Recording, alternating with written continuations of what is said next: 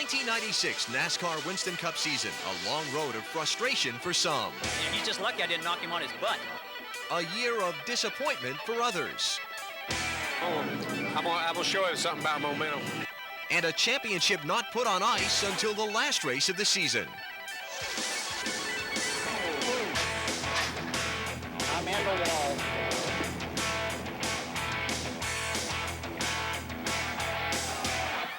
This is the Hendrick Motorsports Museum, just outside of Charlotte, North Carolina, home of the 1995 and 1996 NASCAR Winston Cup Series champion teams, and home of the 1996 NASCAR Winston Cup Series Year in Review video.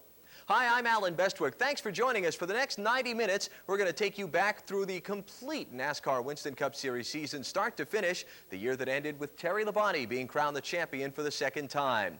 Joining me now, ESPN racing analyst Benny Parsons. Hello, Benny. How are you? Al. Fine. What a great year 1996 was. Oh, and it was terrific, folks. It started with a bang and ended a great finish. 3 guys a chance to win that championship, and that's what you're always looking for. Take us back to the beginning of the season to get the story started, and the year began with a couple of twists. Some real twists. Dale Jarrett put together a bunch of guys with experience, but they had never worked together before, and guess what? The first NASCAR race of the year, they win the Busch Clash. And then what a story when Ernie Irvan wins one 125-mile qualifying race, leading up to the Daytona 500. And that sets the stage for our beginning point, the 38th running of the greatest stock car race in the world, the Daytona 500.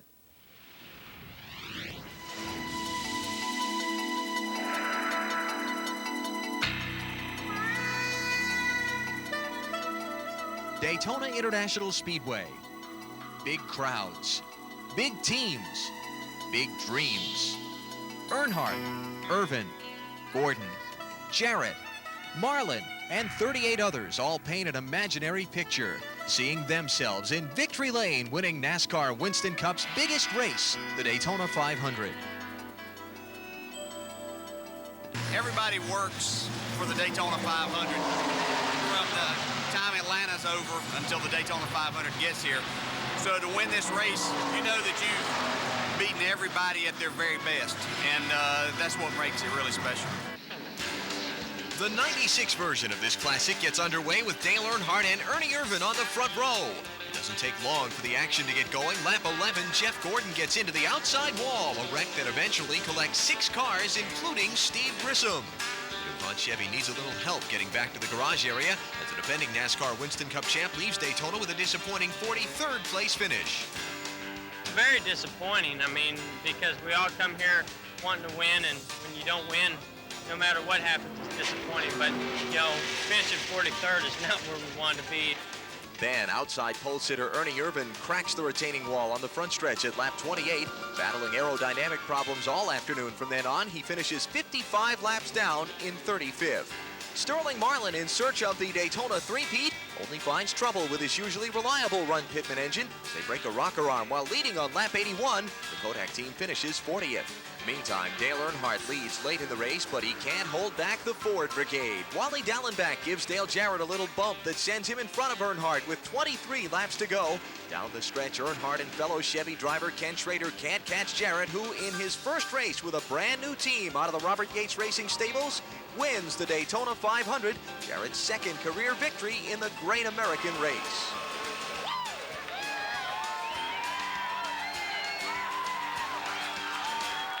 Well, I think I appreciate this even more now. Since I won it, I know what to expect here. But this is great because this is a new race team. Todd Parrott, his first time as a crew chief in a Winston Cup race. And Robert and Doug, to have enough confidence in Dale Jarrett to offer him a job, even though things didn't go as well last year as we planned for them to, really means a lot. This is really special, and I think I'm going to enjoy this one even more. For all the excitement of winning the Daytona 500 for Dale Jarrett and his bunch, 7 days later, it's back to work at Rockingham, where pole sitter Terry Labonte dominates the early part of the race, leading 198 of the first 230 laps. But on lap 235, the engine starts to overheat. Terry has to park his Chevy with a cracked cylinder head. For the second week in a row, defending champ Jeff Gordon has trouble as his motor expires early as well. He finishes 40th. Down to the nitty-gritty. Bobby Hamilton strong in the late part of the race. In the lead, but not for long. Dale Earnhardt gives him a little nudge, and Hamilton goes into the wall and out of contention for the win. Earnhardt goes on to win under the waving caution and checkered flag because of a late race accident. Just flipped the Daytona top 2 around, and the other Dale Jarrett, finishes second. But after the race, Bobby Hamilton was still steaming mad at Earnhardt. It wasn't close. I mean, he took their off of me, then he hit me. It wasn't close at all. Like I was telling them, you know, I hadn't won 7 championships. I hadn't won my first race. I hadn't won 84 or 85 race, whatever he's won. But I'm smart enough to know you don't do that at the start of the season because there's too many races left. We bumped a little, and things just came together with the bumps in the racetrack, sort of like the bumps up and down. And it was just close racing. Fortunately, he corrected and was okay there, and then he got in another wreck later on. So that's tough, but it was really close racing all day, and we dodged a couple of wrecks ourselves, and the car worked real consistent all day, though. It was just right there all day, and at the end, when I needed to bear down, I could. Terry Labonte started from the pole at Rockingham, but for the second straight week leads the most laps and doesn't get a good finish. Now we head to Richmond, and once again, it's Terry Labonte on the pole. And while Terry Labonte was strong for a second consecutive week, so was Bobby Hamilton. The 43 machine stayed on the point for most of the afternoon at Richmond, leading 129 laps, the most of any driver in the race. It's a relatively incident-free event, although the intimidator Dale Earnhardt finds the outside wall in turn 1 at lap 372. Look out! He was one of 38 cars running at the finish, though, despite this little wrap into the outside fence. In the end, pit stops would tell the tale as Jeff Gordon beats Dale Jarrett and Mark Martin off the pit lane with a great stop.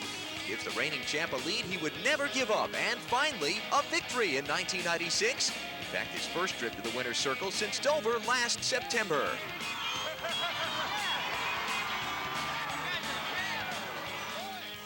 We needed this so bad. It's been a tough couple of races. We knew we had a lot of races left to go, and man, I tell you, I've been, seeing the guys more. I wanted to make sure their morale wasn't getting down. I mean, I'm real interested in, making sure this team doesn't come into this year and fall on its face, and these guys did a heck of a job. But Alan, this one wasn't over. After the checkered flag flew, John Andretti lets Bobby Hamilton have a piece of his mind. John not happy with a late race bump. Lets Hamilton know about it. But in the process, makes more than a few people angry. I told them I didn't care about how many times the drivers got mad at the drivers. They just didn't need to beat on my race car. And because it starts costing me money. If somebody gets a black eye, that's their fault. But when they start tearing up a race car, and especially when the race is over, it's a little childish. On to Atlanta, where pole sitter Johnny Benson has to start at the back of the pack after wrecking his primary car in the final practice session on Saturday for the Purolator 500. After starting 18th, the man in black, Dale Earnhardt, charges to the front early on and proves to be the car to beat. Can't tell that to Dick Trickle, though. He doesn't want to go a lap down. He kind of makes sure Earnhardt knows that. Everybody gets away clean, though, and once again, a relatively incident-free race. Only 3 caution periods on the day. Once again, the race comes down to a final round of green flag pit stops. With Terry Labonte running first and Earnhardt second, the Intimidator comes in with 37 laps to go and gets a terrific 18.8-second stop from David Smith and the crew. Labonte would stop 1 lap later. His team's efforts a tick longer, and that split second proves to be the difference as Earnhardt picks up his second win in the last 3 races, making it 2 straight at Atlanta to become the track's all-time winningest driver. He also picks up his 70th career victory. That last stop was a great stop. The pit crew did a great job. Good race. You can't gotta hand it to them. They just keep getting on top. Everybody says, well, last year, well, that's that #1 pit position. We were in pit 13 today. We stomped them, buddy. We got them hard in the pits. After that last pit stop, he come out ahead of me a little bit, and his car was really hooked up. Mine probably, I don't think, was quite as good as it had been on the previous set of tires. So, but that's the way it goes. Okay, Alan, here's how the NASCAR Winston Cup points stack up 4 races into the 1996 season. Dale Jarrett only 1 win compared to Earnhardt's 2, but he's been solid every week. He holds a 50-point lead over second place and 72 points up on Ricky Rudd, who's having a terrific start to the 1996 season. And you also see Bill Elliott and another surprise, Ricky Craven, kind of sneaking in there in the top 5. What a great start to 1996 for him. Okay, folks, next up, Darlington, the track too tough to tame. Unlike the past few weeks, Flagman Doyle Ford gets worn out. 11 cautions altogether on the day. 10 yellows for wrecks alone, including this one that collects pole sitter Ward Burton and Ernie Irvin on lap 137. In the end, it comes down to a question of gas and who has it. Dale Jarrett and Jeff Gordon have the best shot at a win as the two swap the lead back and forth. There was some great battles for a top spot with just a handful of laps remaining. As far as fuel, Gordon can without a doubt make it all the way. Jarrett cannot. After a stop at his local Texaco station, that's actually teammate Ernie Irvin's pit, Jarrett is penalized a lap for stopping in the wrong stall, winds up 15th. Gordon, believe it or not, winds up with another win. Like Earnhardt, he makes it 2 wins in the last 3 races, and in just 3 weeks, leads from 43rd to 9th in the points, thanks to his second straight win at Darlington. I never saved fuel one time. I mean, I ran as hard as I could. I had to save my tires more than anything. So I don't know. I bet it's pretty close. If they say it's close, that means it's close. But you know, that's what wins races. A great team like this, they can gamble. They can make close calls like that. Great pit stops all day long. I mean, consistency was there, and this is a great day. We're real proud of everybody involved, and it's great to be in Victory Lane in Darlington, man. This is wonderful. We knew we were going to be close on the fuel, but you know, we came here to win the race. It's way too early to be thinking about, well, if we stop, we can gain a few points here or there. You know, we came here to win, and we would have been kicking ourselves from now to the end of the year, not knowing if we could have made it or not. So Todd made a great call there, and this crew just continues to do a great job. We've run 5 races this year, and in 4 of them, at the end of the race, we've had a chance to win. You can't ask for much more than that other than winning them. And you certainly can't argue with that theory, now can you? Especially coming from a guy who still leads the Winston Cup points. Anyway, next up, the high banks of Bristol, and unfortunately, lots of rain. In fact, the start of the Food City 500 delayed 42 minutes because of the wet stuff. Eventually, Mark Martin leads the field to the green flag for the 3rd straight time at Bristol. After having an awful final practice Saturday and making lots of changes Sunday morning, Jeff Gordon takes the lead on lap 107. Those changes by Ray Evernham and the Rainbow Warriors proved to be the right ones as Gordon dominates the race from there out. Scary incident for Darrell Waltrip on lap 333 just after a restart. DW gets tagged from behind, heads straight for the wall. Then the rubber fuel cell ruptures in his car, which is very rare, but NASCAR quick on the scene, and any potential fire is averted. The race, however, is a different story, as during the cleanup of Darrell Waltrip's accident, the rain continues to come down even harder, and with the event being well past the halfway mark, NASCAR decides to call the race off after a 40-minute wait. The leader at the time of the red flag, you got it, Jeff Gordon, who claims his 3rd victory in the last 4 races, this one in a kind of a weird way. This is pretty amazing. You know, it's just not the same, I know, but it's pretty amazing to the way things have been going for us, and you know, I can't believe we just won at Bristol this way. This is amazing. And here's how the points look 6 races into the season. The Dales still have their exclusive club in the top 2, but how about the Rickies? A great season so far for both Ricky Rudd and Ricky Craven. We haven't talked much about either one, but they're both having a great run thus far in 1996. And there you see Jeff Gordon. Just 4 weeks ago, 43rd in points, now 6th, just a handful of points behind teammate Terry Labonte.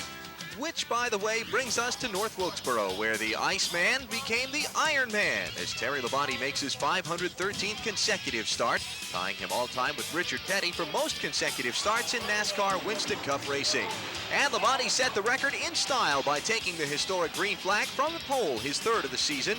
As is quite typical with North Wilkesboro, long green flag runs rule the day, and for most of the afternoon, it's a battle back and forth between Labonte and Rusty Wallace, who swapped the lead numerous times. Then with 32 laps remaining, John Andretti goes hard into the outside retaining wall, then into the water barrels at the end of pit road. Wallace, leading at the time, runs straight into Andretti. The promising day quickly turns sour for the Penske South Racing team. After that, Terry Labonte gets a great stop from the Kellogg's team to beat teammate Jeff Gordon back onto the track, and the Iron Man holds him off for the final few circuits, and Terry Labonte completes the day in style, winning in his 513th consecutive NASCAR Winston Cup start. The difference was a pit stop at the end. They made a great pit stop. We beat the other guys off pit road, and we were able to hold off Jeff. I was glad it was Jeff behind me because we raced each other clean, and you know, he never got into me or nothing. And if he would have beat me off pit road, he would have won the race. At Martinsville, Ricky Craven continues to be hot with his first career Busch pole coming in the Goodies 500. Terry Labonte, now breaking Richard Petty's consecutive starts record, appears to be on his way to a 2nd straight win, leading late in the race, only to have his brakes fail, relegated to a 24th place finish after a great run. My, how fortunes can change. After wrecking late in the race the week before, Rusty Wallace brings the exact same car to Martinsville, turns in another great performance, and this time avoids the wrecks, beating Jeff Gordon in the Goodies 500, the 4th time in 5 years he's won the spring Martinsville race. Well, I wanted to break the record. We did it today. Labonte broke Petty's 514 start. We broke the 40 road record. It was great. Just got the car right at the very end. It was not too girly. We got to fix it finally. Let's give a call to a few other drivers for the performance at Martinsville. Ernie Irvin finished second. That's his best finish since returning from his accident. And Jeff Gordon finished third. That's 6 straight top 3 finishes. He's now second behind Dale Earnhardt in the NASCAR Winston Cup point standings. And how about Jeremy Mayfield? Had his career best at Atlanta just a few weeks ago, a 5th. This week he does it 1 better with a 4th. Alan, he just gets better and better and shows more maturity each and every week. Benny, you mentioned Ernie Irvin there. We went on the next week to Talladega for the Winston Select 500. Ernie Irvin won the pole for that race. Not much of a surprise there. What happened after qualifying was. NASCAR decided to put a Ford, Chevy, and Pontiac on a chassis dyno to compare horsepower numbers. Sterling Marlin's Chevy, Bobby Hamilton's Pontiac, and Irvin's Ford were selected. And while Irvin's Ford was being tested, first a problem with the clutch developed, and then the engine began detonating, eventually blew up. That was our race car that we have to race tomorrow. It was our race engine. Our guys in the engine shop has worked night and day to get 2 good motors down here for these 2 cars. While also disappointed the way the testing turned out, NASCAR stood by its decision to conduct the tests and in fact did more testing Saturday, this time much better results. There's always ways we could do things better and differently. You know, here at NASCAR, our goals and our intentions are to make the sport safer, number 1, and make it better for the fans. Close competition is number 2 on our list, and we attempted to gather some information on Friday that would help us make decisions to make the sport better in the future, and obviously it could have gone a little bit better. Benny, it was unfortunate what happened on the chassis dyno, and Larry McReynolds was upset, but, you know, Gary Nelson has to do what he has to do. I mean, the competitors want NASCAR to make the playing field as level as they can because they want a chance. If you're driving a Ford, you want a chance to win. Or a Chevrolet Pontiac, they all want that equal chance to win. And NASCAR needs, in making the rules, they need to have some information. And what better place to get that information when the cars are in peak performance? They've got those cars ready to run 500 miles at Talladega. That's the perfect time to find out exactly what the teams have. Well, they started the race, Ernie Irvin, without that same engine, but still a good one under the hood with his teammate, Dale Jarrett, alongside on the front row. While Irvin and Jarrett would lead the field with the green flag, they would not be the big headline makers of this day at Talladega. Instead, the story of the day were some wild, wild Talladega wrecks. Starting on lap 77, Bill Elliott goes airborne and pirouettes coming out of turn 2, the car slamming down hard on the driver's side. Unfortunately, Elliott breaks the femur bone in his left leg, which winds up costing him 2 months of his NASCAR Winston Cup season. That, however, was just the beginning. The biggest wreck of the day happened on lap 129 when Jeff Gordon and Mark Martin touched going into turn 1, setting off a chain reaction that eventually collected 14 cars, including pole sitter Ernie Irvin. You can blame anybody or everybody or nobody. You know, it just it was one of those deals where you know, I was going for a hole, everybody was going for a hole, and it got real tight by the wall, and I don't think anybody could have done really much else. It's real unfortunate. You know, I never hate to get into Mark. You know, if anybody, I mean, Mark, you know, and I got together and we just started wrecking, but he didn't have any room on the inside of him, so you know, it's just kind of a squeeze play. We just all ran out of room out there. There's just too many cars in one place. It's an unfortunate thing about having cautions. Places, all of them in a wide, and everybody's kind of, there wasn't enough room out there for all those race cars. From then on, the race becomes a game of who can catch Sterling Marlin. In the final laps, the top 2 in points, Dale Earnhardt and Dale Jarrett battle for second, which enables Marlin to keep the lead and take the checkered flag. Jarrett winds up second and cuts into Earnhardt's point lead, but for Sterling Marlin, it's win number 1 in 1996. I knew I wasn't going to beat him, you know. My only hope was the lap cars getting away or something, and I thought maybe that was going to happen for a minute. But, you know, one-on-one, you just can't pass anybody here, especially a good race car, and, you know, that's what the situation was. When I saw him get back there side by side, and I think it was 4 laps to go, I figured that we might pull off and get away from him. But if they ever got lined up, they'd be running 10 miles an hour faster when he got us. But it held off, and, man, we're just glad to be here. I tell you, it feels great. After Sterling's win, all the talk was still about Ricky Craven and his scary accident. After the wreck, ESPN's Dr. Jerry Punch went to Craven's race shop to see just how he made it through the crash.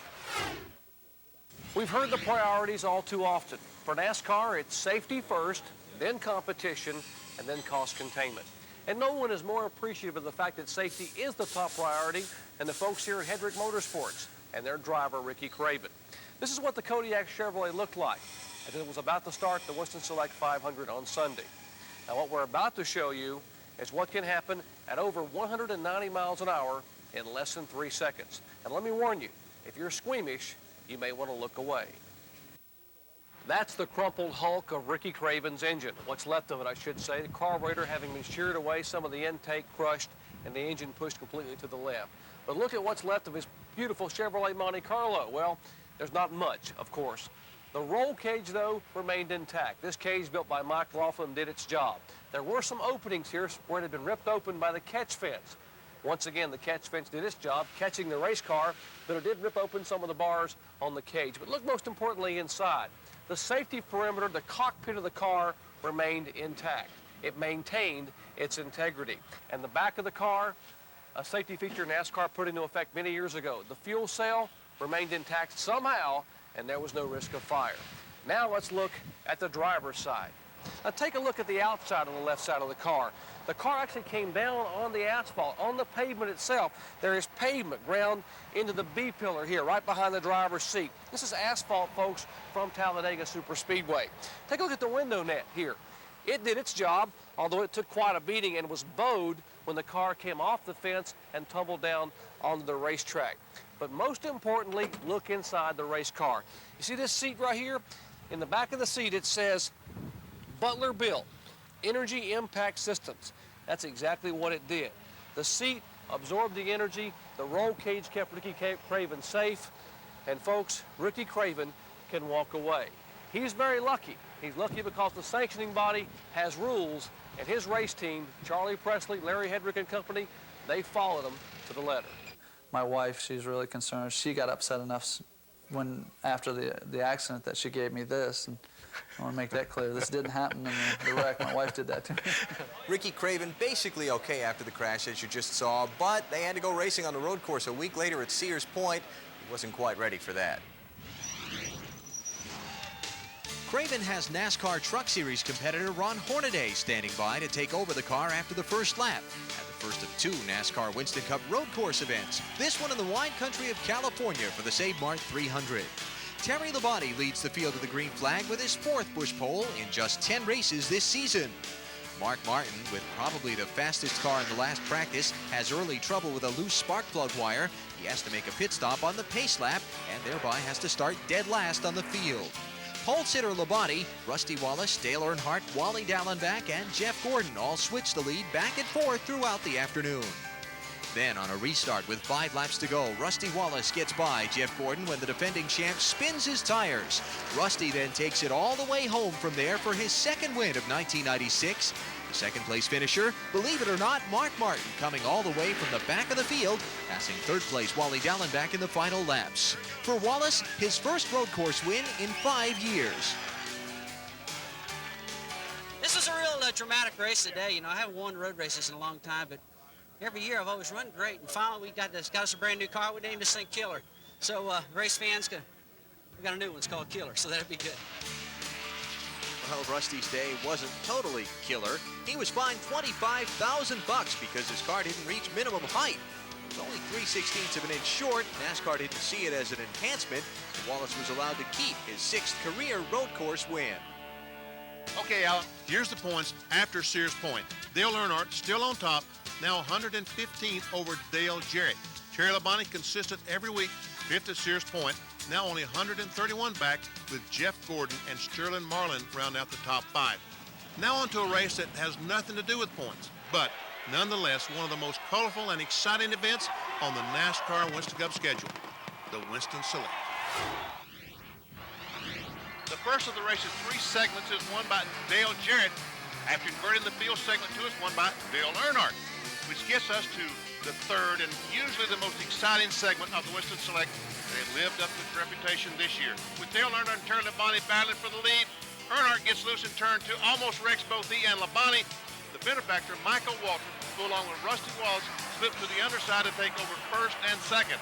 The younger Waltrip then holds off and really, in fact, puts some distance between he and Wallace as Michael Waltrip goes on to his first ever win in a NASCAR Winston Cup Series event. I got on the apron down there and got a little loose, got up in the Terry. Luckily, we both didn't wreck, but that's when Michael and Rusty got by. Michael's awful strong, so congratulations to Michael Waltrip and the Wood brothers. They deserve to win. I knew they would run into each other. I just was hoping I'd be able to squirt through when they did, and that's what happened. You can't blame Dale. Heck, you know, you're leading the race or trying to be leading it, and he just got a little sideways, and, you know, that's part of it. Uncle Mike was just sitting there ready to jump when it happened. It was great to see the Wood brothers back in victory lane, but there's no time to rest. A week later, it's on to NASCAR Winston Cup's longest race of the season, the Coca-Cola 600, which is delayed by rain. But finally, Jeff Gordon leads the way from the pole to NASCAR Winston Cup Racing's longest event of the year.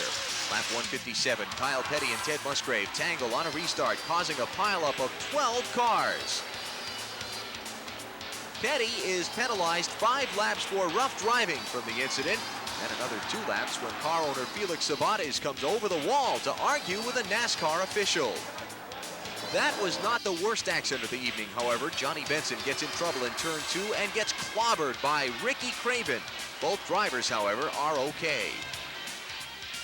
The rest of the evening is dominated by Dale Jarrett, who runs away from the field, topping second place Dale Earnhardt by almost 12 seconds in collecting his second win of 1996. Best car I've ever had racing anywhere. I can't ever remember anything being that good. You know, I'd like to take a lot of credit, but the car and the engine were just superior, and a lot of people could have won in that car tonight, but I'm just glad I was in it. With the 600 win and his earlier victory in the Daytona 500, Dale Jarrett has now put himself in position to have a shot at the Winston Select Million. But that's 4 months away when we visit Darlington on Labor Day weekend. Next up, the summer grind gets going in earnest at Dover. For the second straight race, Jeff Gordon would start on the pole, this time for the Miller 500 at Dover. This week, though, his race trim was just as good as his qualifying setup as he keeps control of things nearly the entire race. In fact, his only real threat is Dale Jarrett, but Jarrett loses control of his machine after running over an oil spot while cruising along in the top 5 to stay over with a 36th place finish. The 24 car takes the lead for good at lap 372, passing Dale Earnhardt, and holds on from there to take the checkered flag nearly 4 seconds ahead of teammate Terry Labonte, who finishes second. We stayed out of trouble, got our way back up there, and that's what a good team does. You know, they get back after and they make good, consistent pit stops, and you know they made it back up for us. Race it, I saved his butt, but I didn't. I think he saved mine. He got the car dialed right back in for us, and then the rest of the day was great.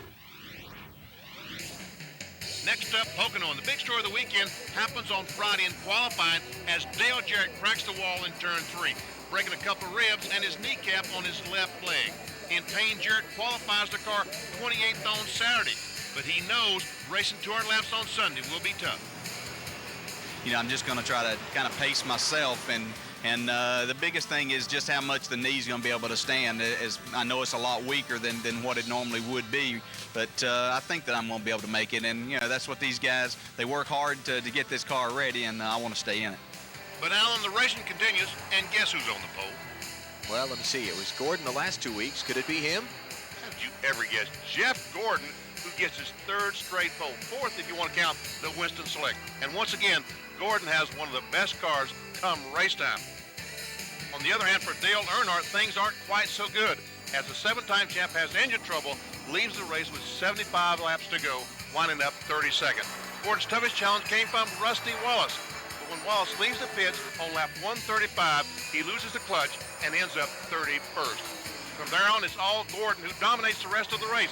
This time, no mischief like there in 1995, as Gordon picks up his first ever win at Pocono, 4 seconds ahead of second place Ricky Rudd and third place Jeff Bodine. You got to have respect for a racetrack, and I certainly do have a lot of respect for this one, and now hopefully it's got some respect for me. I mean, you know, we've been fighting hard to win one here, and we've been close, and you know, this is a tough track. You can't get the thing perfect everywhere on the racetrack, and so I think this is one track that a driver wants to win at.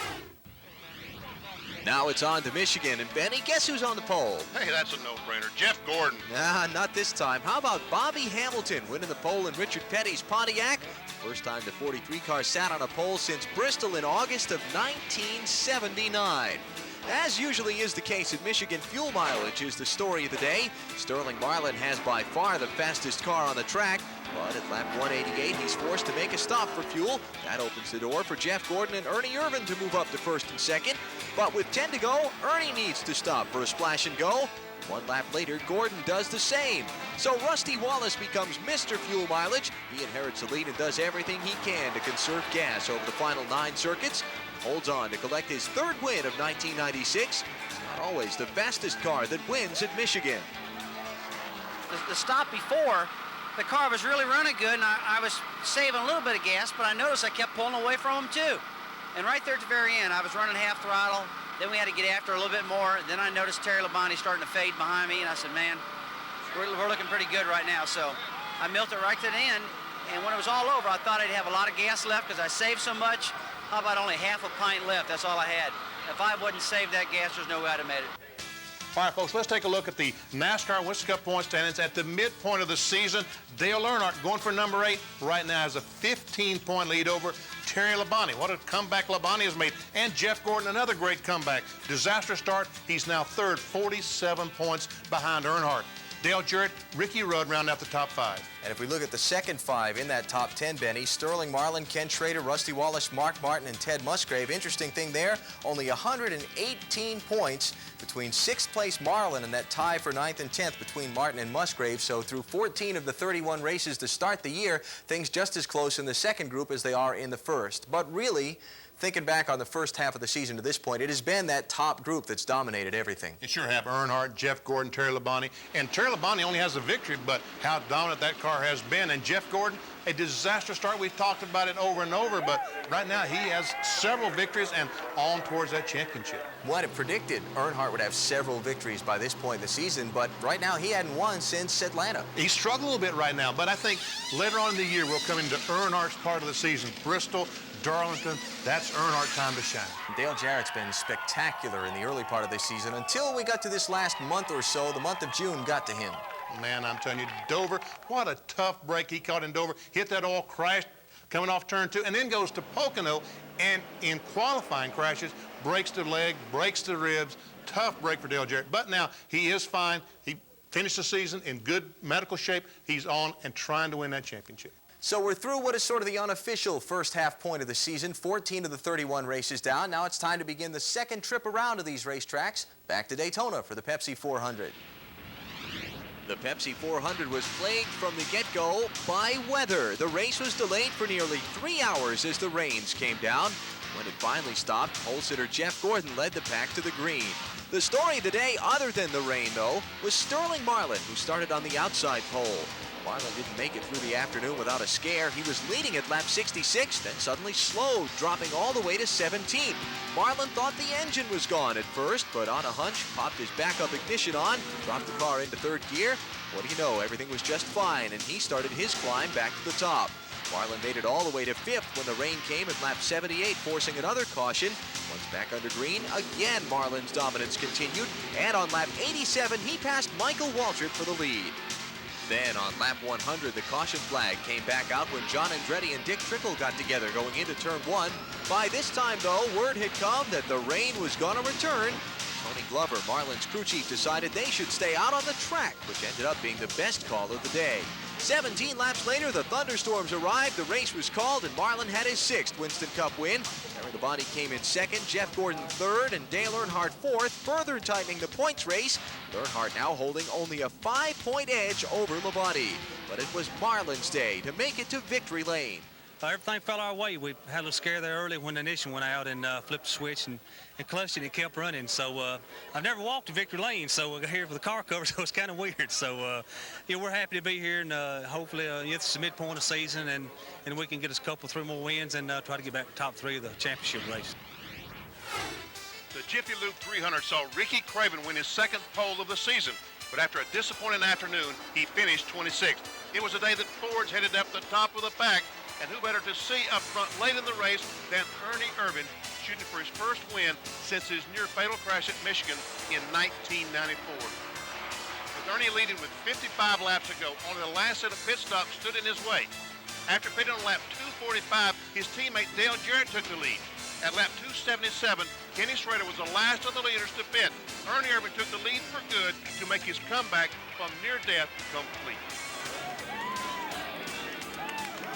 I knew if we got the car right, and that's a lot, me being able to tell them what we need to do, and you know, I was a little bit short on that department, you know, because of not be racing for a couple years. So, you know, there was no doubt I could win a race. It was just a matter of win.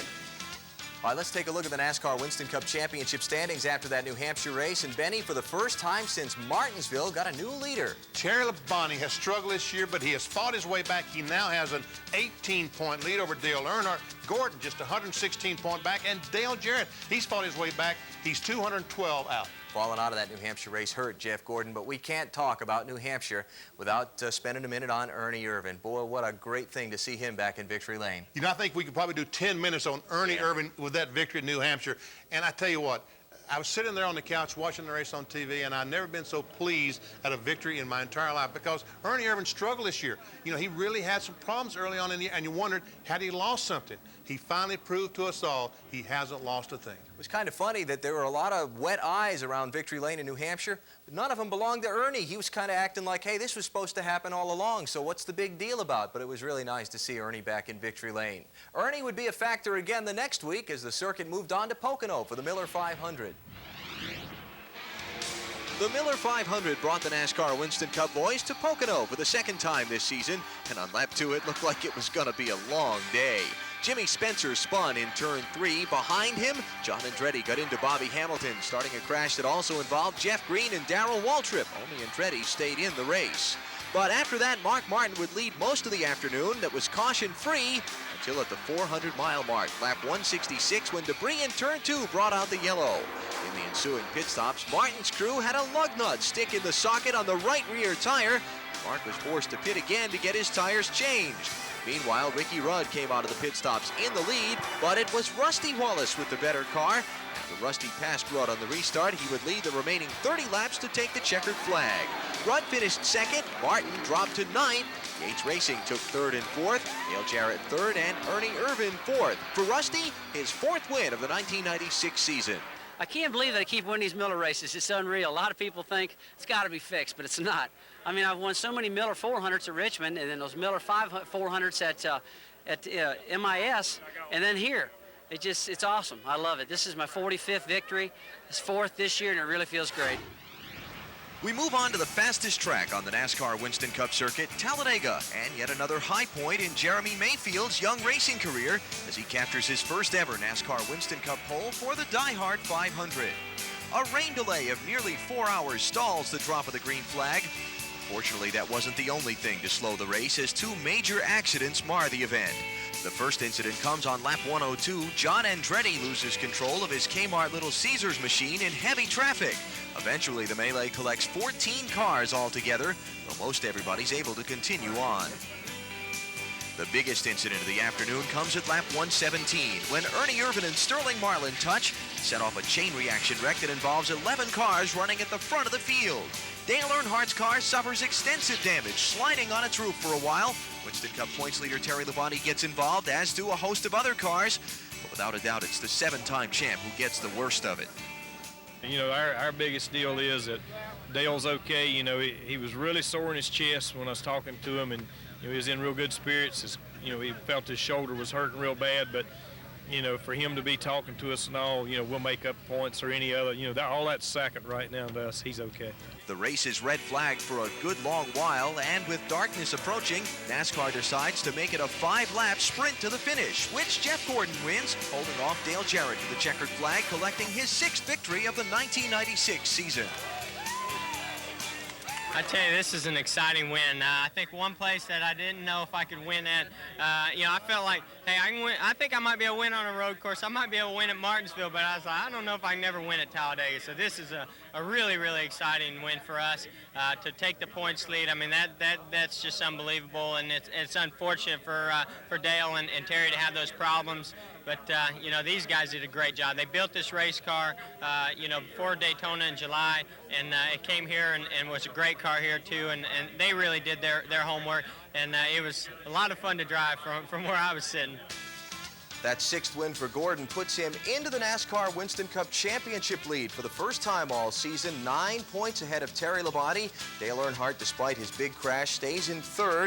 And Dale Jarrett 4th, just 82 points down, very tight atop the championship standings. But Benny, Jeff Gordon in the point lead, remarkable from where he started the year. It's unbelievable. He had trouble in Daytona. He had trouble in Rockingham, the 2nd race of the season. He was 43rd in points after the first 2 races, and now 16 races later, back in the lead. Let's talk about Dale Earnhardt's big accident, one of the nastiest I've seen. Oh, man, what a terrible crash. You know, in the NASCAR mandates an electric switch that controls all the electricity in the race cars.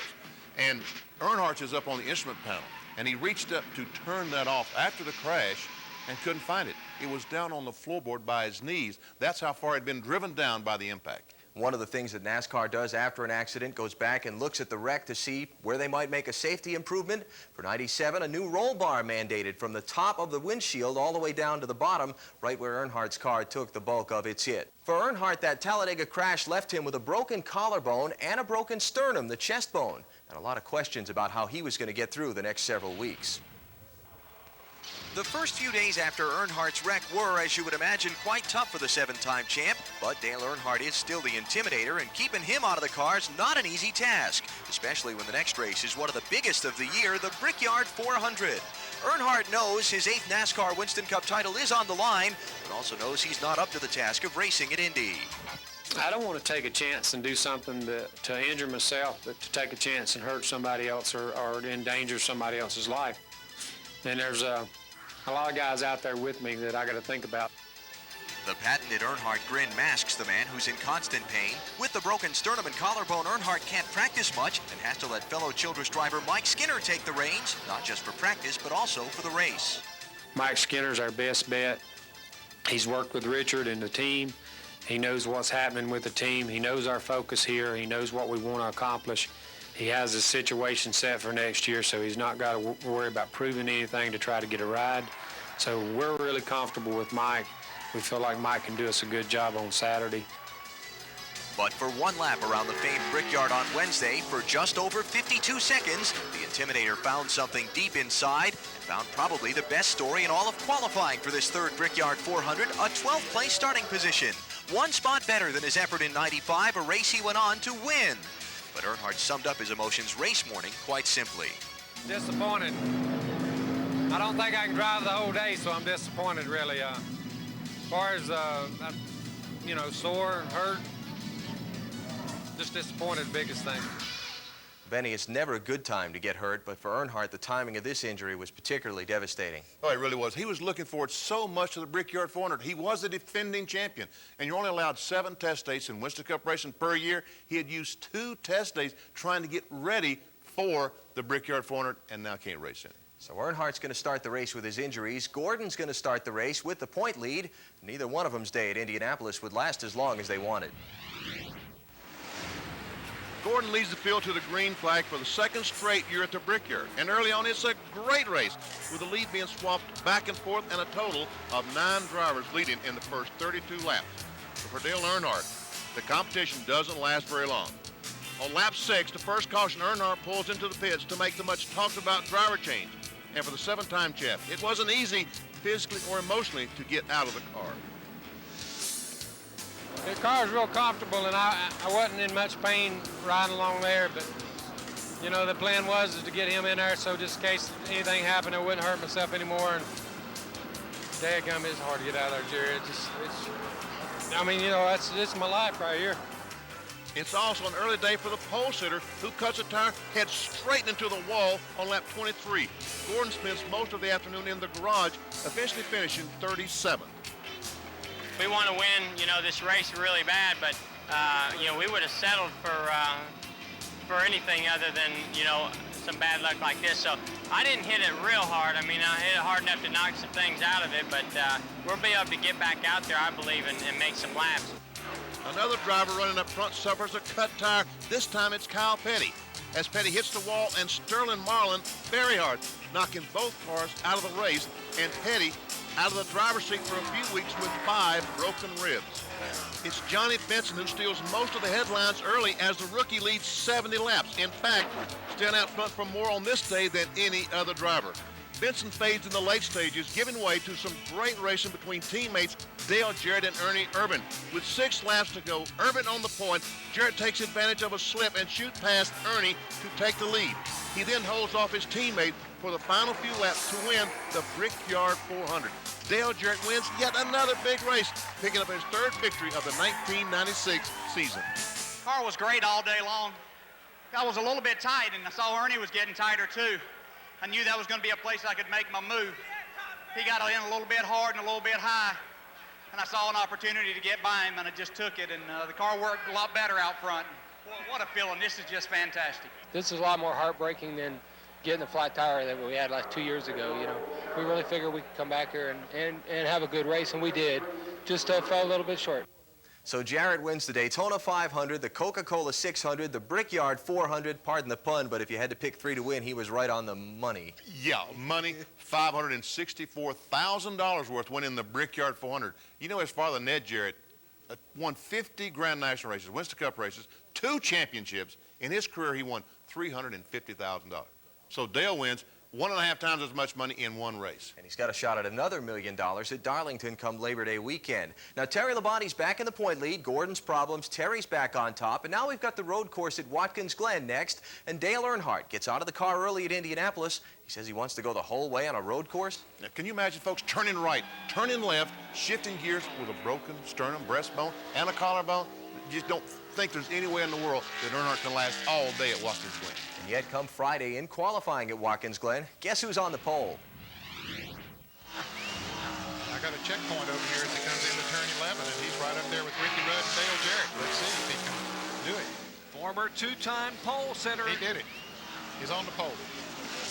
Unbelievable 73.054 seconds. That's right, Dale Earnhardt, broken sternum, broken collarbone and all, suffered through 11 turns, both right and left, in a Watkins Glen course record of just over 73 seconds, and as if there was any doubt, secured his old slogan of one tough customer, and probably made a good bid for Terry Labonte's nickname of Iron Man. To wrestle the car like I wrestled at that lap and put that effort in there, I told the guys I could do a little more than what I run in practice, and that was a 14:09, and to do that, I'm pretty proud of it. I sure hope it stands for the pole. Of course it does hold, and Earnhardt leads the field to the green. The Flying Aces have NASCAR Busch Series points leader David Green standing by in case the Intimidator can't go the entire race distance of 90 laps. Earnhardt gets what seems like an early break with the first caution flying at lap 5. But instead, the Black 3 does not pit, and Earnhardt stays on board. David Green has to wait for another shot. Earnhardt wasn't just out there riding, he was riding out front, leading 54 laps more than anyone in the Bud at the Glen. But it's pit strategy that decides the outcome. Jeff Bodine and crew chief Paul Andrews decide 2 days before they would divide the race into 3 30-lap segments, and only at the appropriate time. Even though the strategy is hard to stick to, it pays off when the eldest Bodine passes Ken Schrader with 7 laps to go, and holds off points leader Terry Labonte to collect his first win in nearly 2 years at his hometown track of Watkins Glen. We planned that 2 days ago, 3 days ago, that strategy. We stuck to it, and it worked. Unbelievable. Paul, great job. That was great. This is fantastic. I've still never won a Winston Cup race here. We had a great car today. The Kellogg Chevy ran good all day. We were close.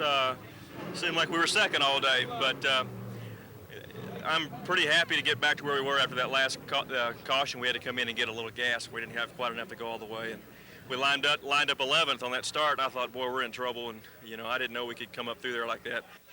And then there's the exhausted Dale Earnhardt. After an amazing run going the entire distance with 2 broken bones, he finishes an incredible 6th. I got to thank David Green for coming up and helping us out and standing by for me. And the car was great. The car, I was a little soft on brakes there at the end. I'd used them pretty hard all day, but, you know, I just didn't have nothing there at the end to run with the brakes, and I think the driver's giving out some too. Given out or not, Earnhardt, or Superman as he was called after Watkins Glen, doesn't get much time to rest. Next up, Michigan, where Jeff Burton gets his first career pole.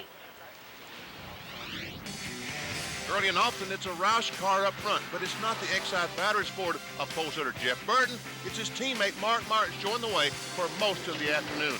Behind Martin, it was a wild afternoon as Johnny Benson finds out, spinning in front and behind Michael Walker.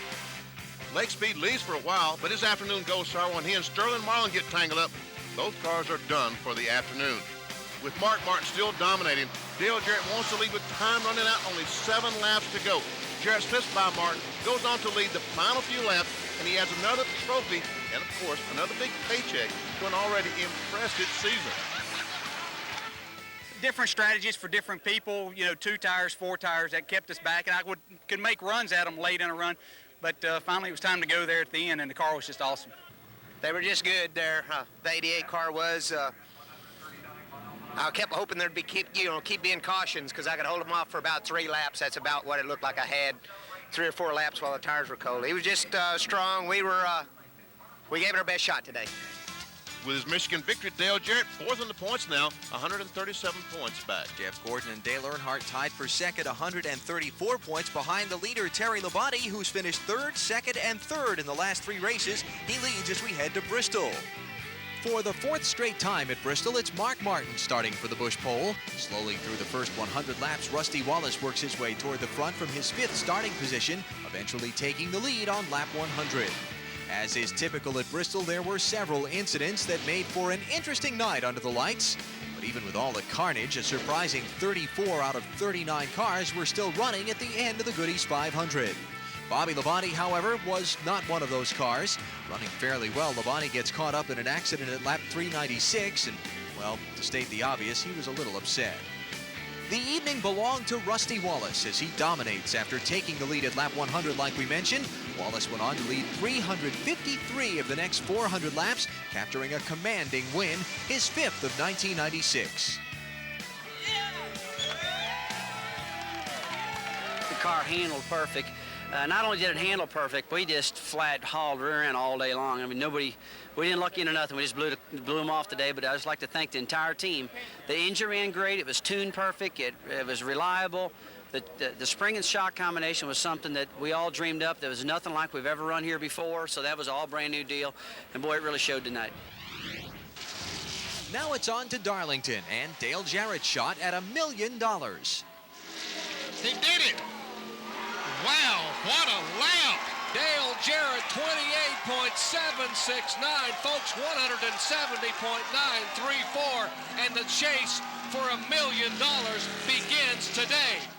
Jarrett withstands all the media pressure and shows them all he's ready by winning the pole for the Southern 500. I know that we're well prepared. The only thing that I'd be disappointed in is if we get mixed up in somebody else's problems or something. That would be the disappointing thing, but I feel like we're going to give it a great effort. The guys have worked hard. They've given me a good race car, and that's all that we can do. And, we've got a lot at stake here with the championship on the line. So, we're going to go after this and hopefully make a dream come true. Early on, Jarrett appears to have a dominant car. The $1 million appears to be within reach. The dream appears on its way to becoming true.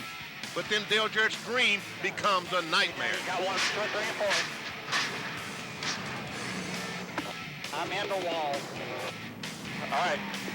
Jarrett goes into the wall in turn 3 on lap 54 after Ed Ferrier lays down some gear oil. The Yates team then pours over the car in an effort to get him back on the track. After several stops and a slew of repairs, Jarrett loses 2 laps as well as his hopes for $1 million. Doesn't pay to be in the lead. Jimmy Spencer, a great run going, leading on lap 179, spins in turn 2. His shot at a win on this day is gone. Points leader Terry Labonte also finds trouble at the track too tough to tame as a Kellogg's car develops an overheating problem late in the race. Labonte eventually finishes 26, 9 laps down. The dominant car in the lane going, Hud Strickland. And folks, I knew Hud Strickland was going to be good because I watched Happy Hour on Saturday afternoon, and he was the fastest car. After starting 10th, Hud would lead 140 laps more than any other driver in the Southern 500. With an overheating engine and on his tail in the waning laps, Jeff Gordon. After working on Hut for several laps, Gordon gets around the Circuit City car with just 15 laps left. Hut gives it a good shot, but loses out to defending NASCAR Winston Cup champion as Jeff Gordon makes it 2 straight Southern 500s and 3 in a row at Darlington. And we didn't have a great car on new tires. Hut Strickland had an awesome car on new tires. But boy, our car just kept on going, and I tried not to abuse it.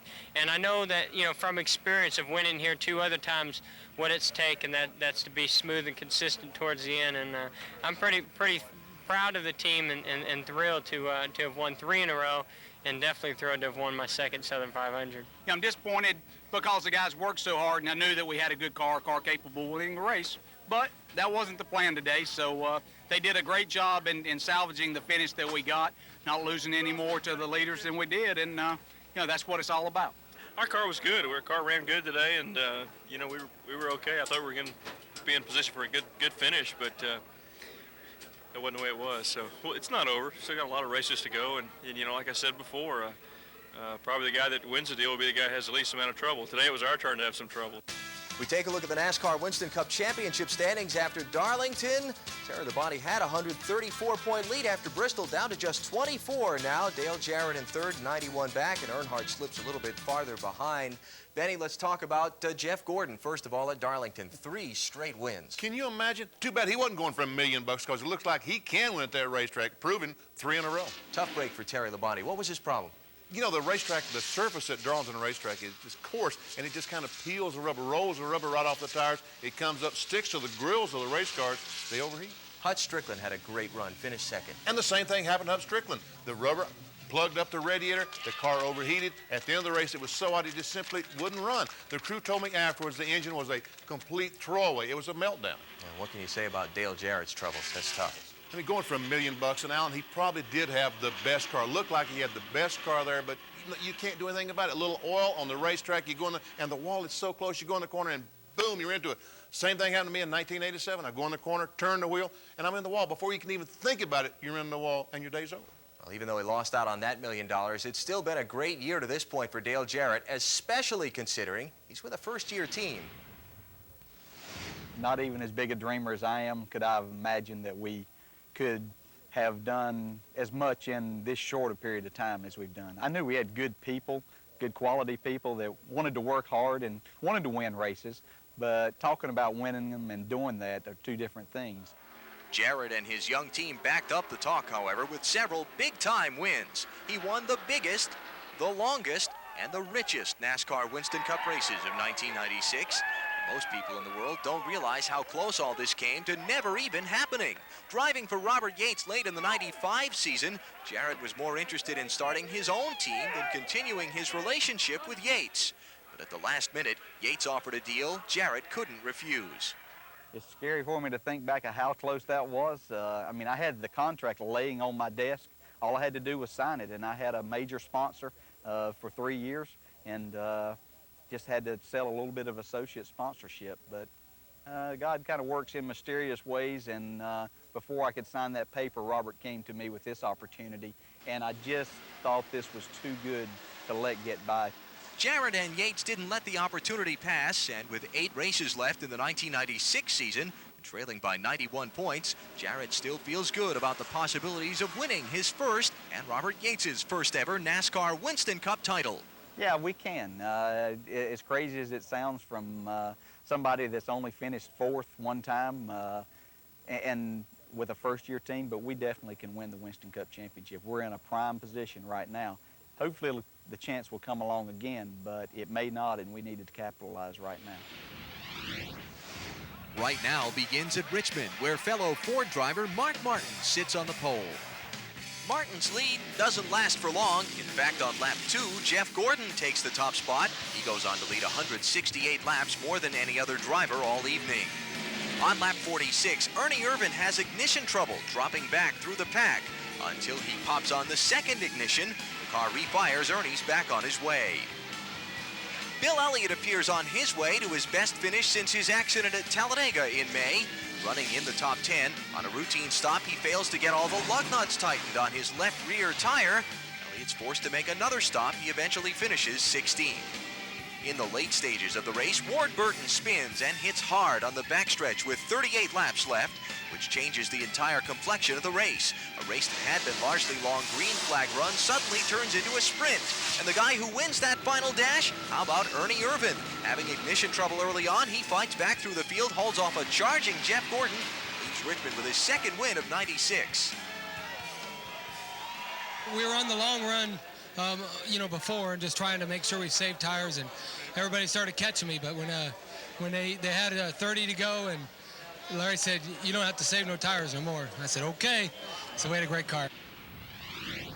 From the cool and short night race at Richmond to the very hot and grueling 500 miles at Dover we go, where Bobby Labonte gets his first bush pole of 1996 for the MBNA 500.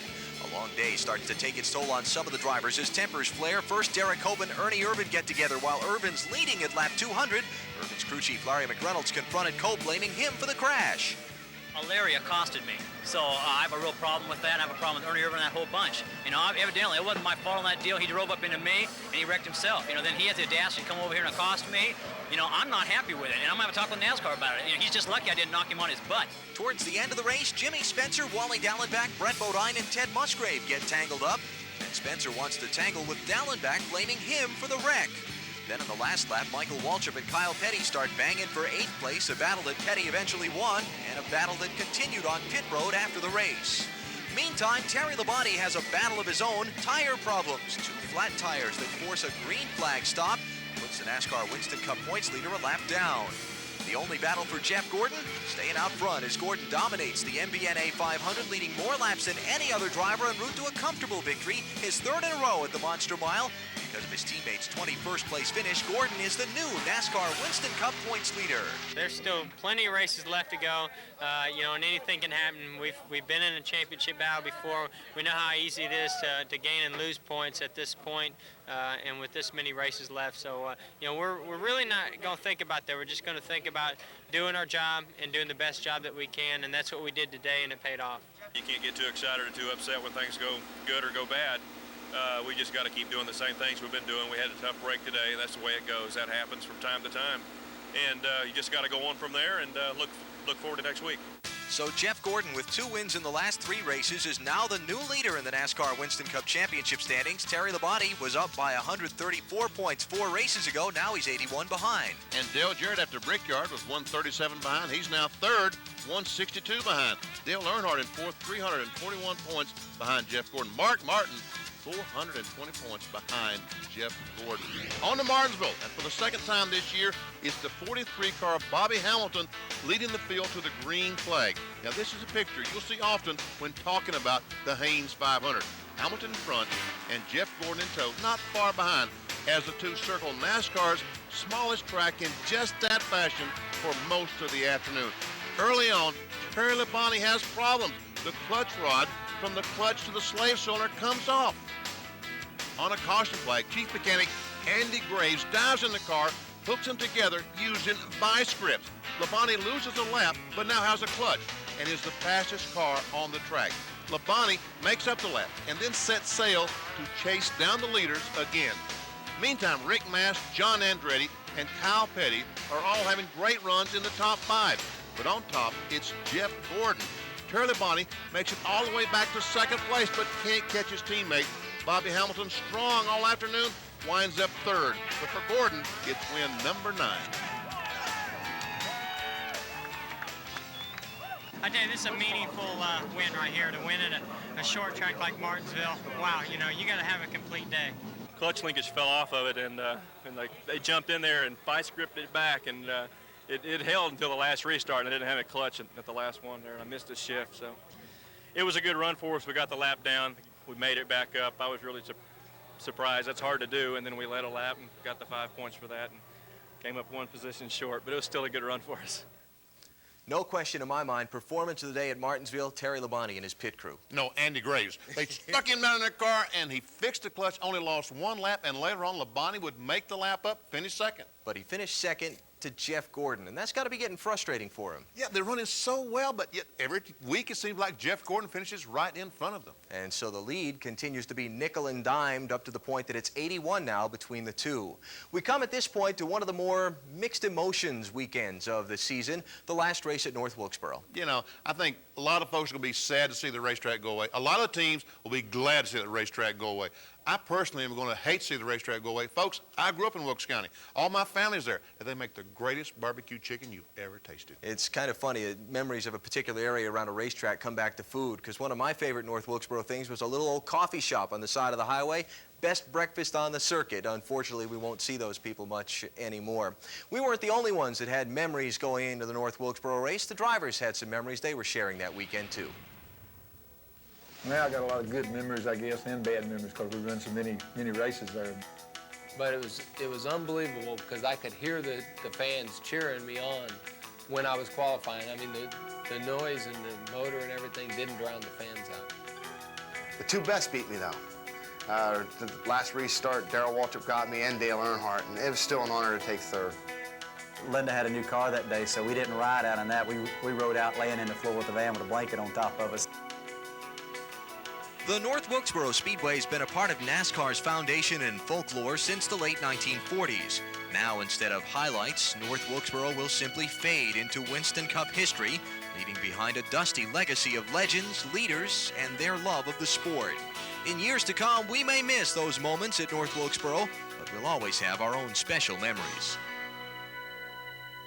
We were running really good, and I ran over something, cut a tire, and coming off of turn 4 and barely hit the wall. And the car came to a stop there, and I got it refired. I didn't go until they threw the flag because I knew that, you know, we were going to go a lap down. So I sat there. I got trying to crank the car, got it cranked, and I sat there for a second. And he had the yellow flag in his hand. He dropped the flag, so I took off. And they didn't like it much, but that's what saved it for us, really. So I caught up on the flat tire, changed tires, and came back and won the race. Just one of those days, after that point, everything went right. You know, and the car ran great for us. I think it was in 1988 or 89. I was leading the race with 1 lap to go. Jeff Bodine was right behind me. I was going into turn 1. He bumped me to the rear end, sent me up the racetrack. He took the lead. And as we come down the back straightaway, I slid right back in behind him, and I bumped him in turn 3, and he shot him up the racetrack. I slid underneath him, won the race, and I looked up in the rearview mirror, and all I saw was people sliding all over the place. And then I come in victory lane, and some of Jeff's crew chief's wives hovered as I was pulling the victory lane, and they took their right hand and popped it through the window net at me. They were mad as a hornet. So there's been some real wild stuff happening in North Wilkesboro. I've won a lot of races there, and it's been a good track. Earnhardt and I were racing, been battling pretty much most of the day, I think. Or I think Dale had a dominant car that day, then he faded at the end, and I came on pretty strong at the end. And as soon as I caught Dale, there was about 10 laps to go, and I kind of gave him a little nudge, let him know I was back there. And caution came out right after that, so it was a 10-lap shootout to the end. And I remember Dale didn't heat his tires up, didn't warm his tires up very good, so I was able to beat him on the restart a little bit. And drove off into turn 1, I got underneath of him. I was completely square with him going into turn 1. And you know, his version, he's going to say that I went up on him, and my version is he came down on me. But to make a long story short, we got together and spun going into turn 1. Neither one of us backed it in the fence. We just kind of went down in the corner, did 180, and slid up out of the groove. And about, seemed like a few minutes later, Jeff Bodine came by and won the race. A lot of people were speculating that I wouldn't be able to run the whole race and that sort of stuff. We didn't know. It was a deal that we were just going to go in there and do the best job we could. And we had a car that would really run good on real long runs. And the car wasn't very good on the short run. So then the guys started short stopping the pit stops, and that put us out of sequence because our car was good for, you know, long 60, 70, 80 lap runs, and everybody started short stopping them. So, but we had a good day. It was an exciting day, and just a day that we'll remember. All of our race team will remember for a long time. And you know, it's a shame, but you know, the racetrack kind of goes away. But we're gonna have a lot of memories.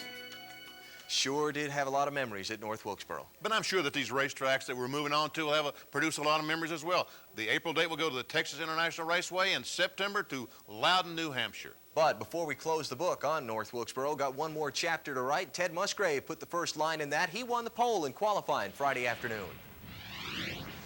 The shine on Ted Musgrave's nugget of history goes away quickly, as does his car's handling. Musgrave starts on the pole, but struggles all afternoon, eventually finishing 19th.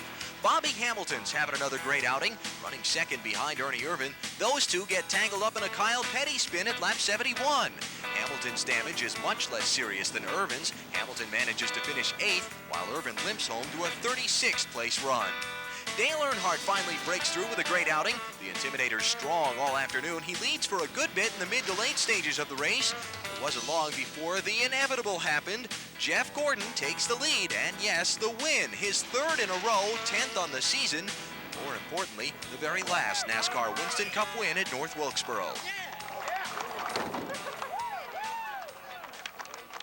That's why I'm so excited, because I mean, this is North Wilkesboro. I'm not supposed to win at North Wilkesboro and Martinsville. I don't know what's going on. It's been crazy this year.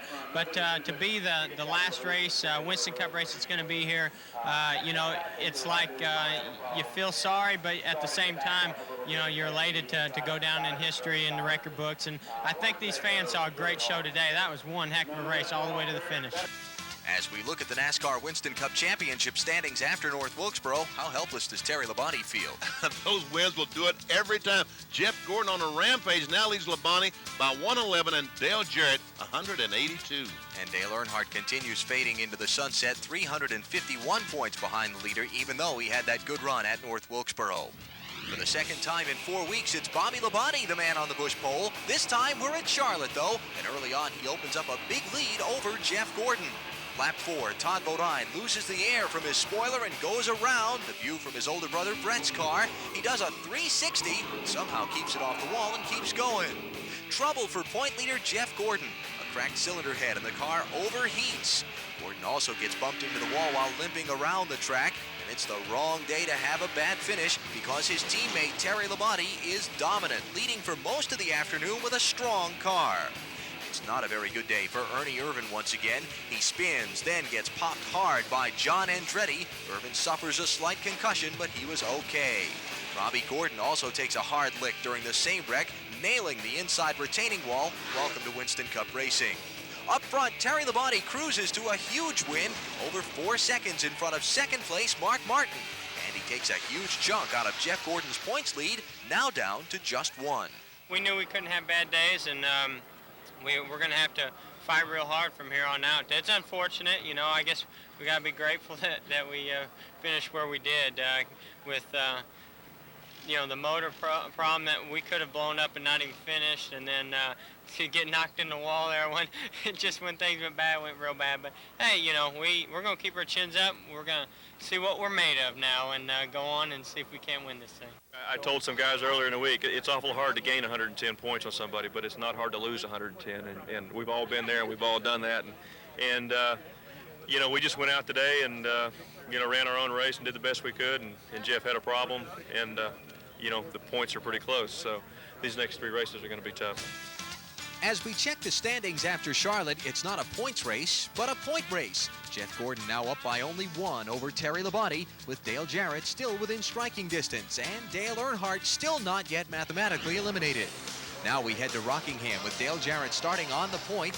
Jarrett entered the day saying he needed to lead every lap and win to have a shot at the championship, and early on it looked like he might do it.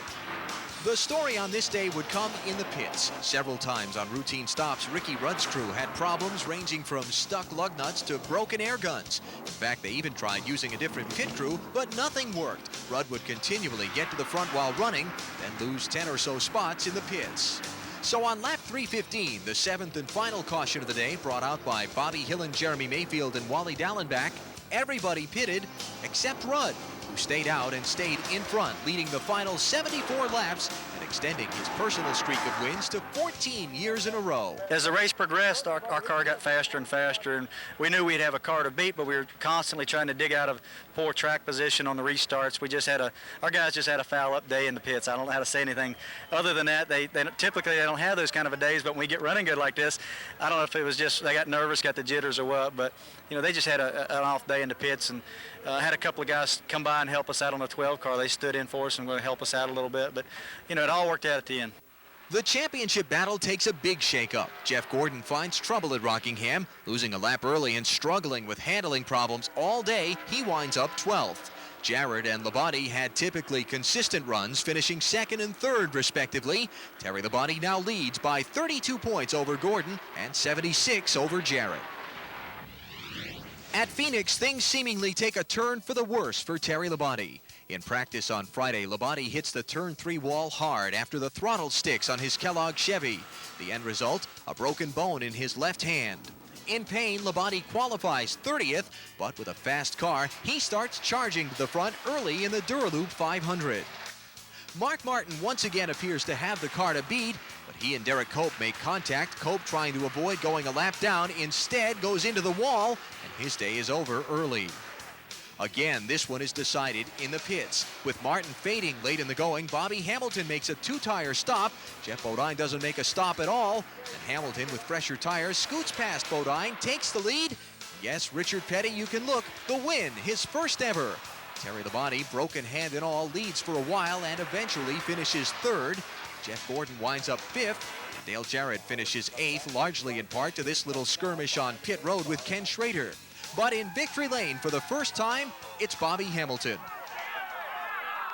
There's a lot of Dale Earnhardt fans, Jeff Gordon fans, Terry Labonte fans, but every one of them are Richard Petty fans. I can't think of one person I've ever met that didn't like Richard Petty.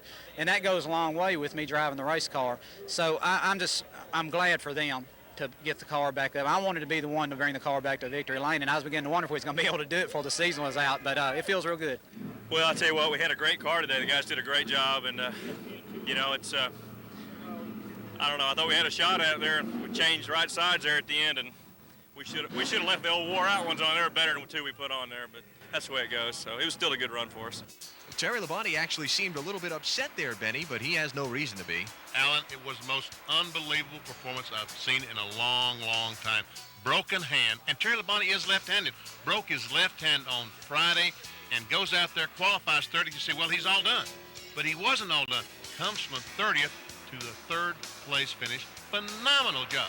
Took the lowest of lows, what could have been, and made it a very positive for his team heading into the final race. Now, Labonte's point lead heading into the Atlanta event, now 47 points over Jeff Gordon and 99 over Dale Jarrett.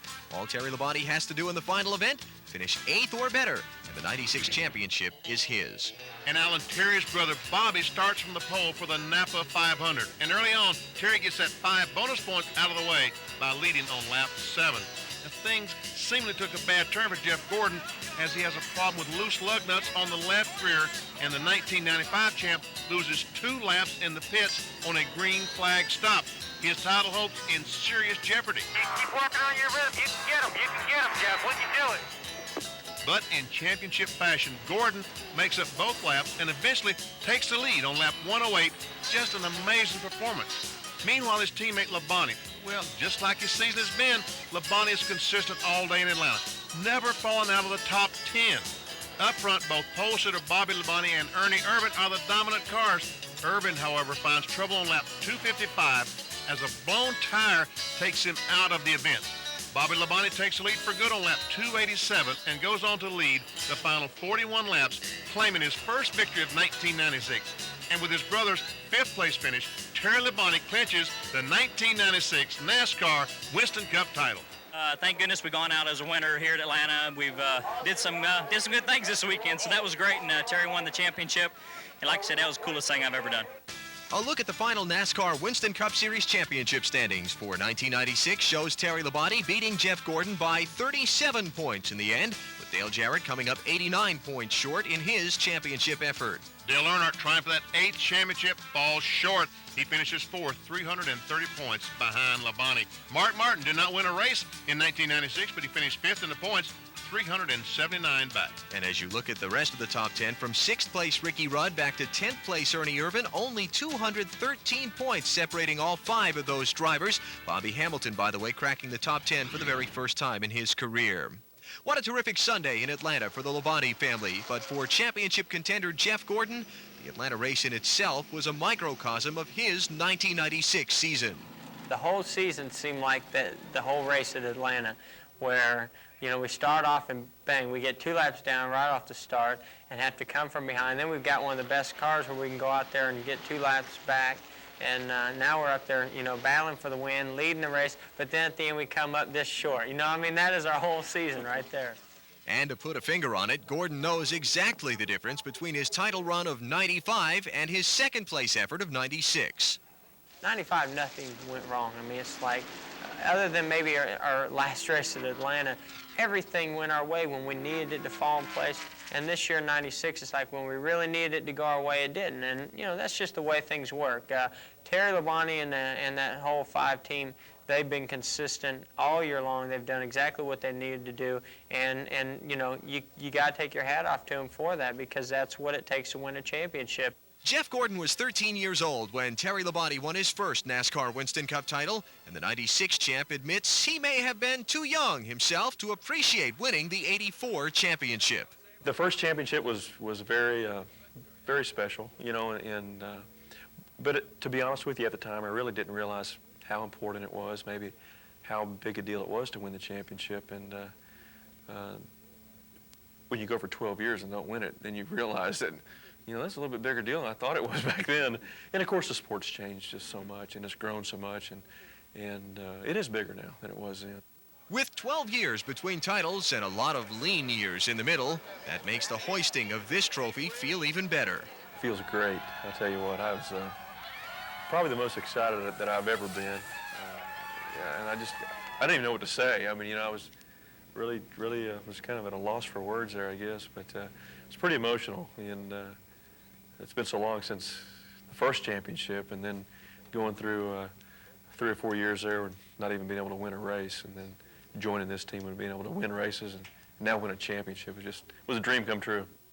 True story. Bobby Labonte, earlier in the week before that Atlanta race, dreamed that he won the race and brother Terry won the championship at the same time. How about that? And, you know, watching those two guys ride around the racetrack side by side to the applause of all those people, it really looked like a dream come true. Be a day the Labonte family remembers for a long time to come. And I think the 1996 season will be something we remember for a while, too. You know, it had just about everything. New teams coming in, winning races, a battle for the championship right down to the wire. And Earnhardt still trying to get that Daytona 500 and still trying to get that 8th championship. Well, that's going to be great down the road. Had some great storylines in 1996. Wonderful year in NASCAR Winston Cup Series racing, and we hope that you've enjoyed our NASCAR Winston Cup Series Year in Review video. For Benny Parsons, I'm Alan Bestwick.